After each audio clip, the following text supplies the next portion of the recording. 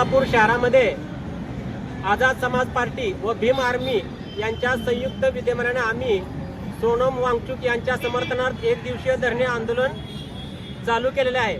आंदोलनाचा विषय असा आहे की आपल्या भारताचे शिक्षण मंत्री धर्मेंद्र प्रधान यांनी लवकरात लवकर राजीनामा दिला पाहिजे व नीट फुटी पेपर प्रकरणामध्ये जे कोण आरोपी असत त्यांच्यावर तातडीनं कारवाई करण्यात यावी,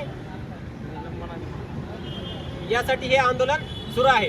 व जे नीट पेपर प्रकरणातील जे आत्महत्या केलेले विद्यार्थी आहेत त्यांच्या वारसांना किंवा त्यांच्या कुटुंबातील व्यक्तीला सरकारने सरकारी सेवेमध्ये सामावून घेण्यात यावे, या प्रमुख मागण्यासाठी आज आम्ही आंदोलन चालू केलेलं आहे।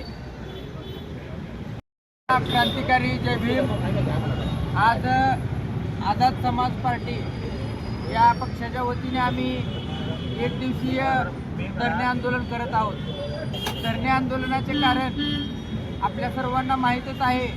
देशभरामध्ये शिक्षण व्यवस्था कशा पद्धतीने झाली आहे याच्या विरोधात शास्त्रज्ञ सोनम वांगचुक हे गेल्या 20-21 दिवसापासून उपोषणाला बसले होते। मात्र या हुकुमशाही सरकारने हे आंदोलन दडपण्यासाठी त्यांना अचानकपणे उचलून नेऊन हे आंदोलन मोडीत काढण्याचा प्रयत्न केला होता।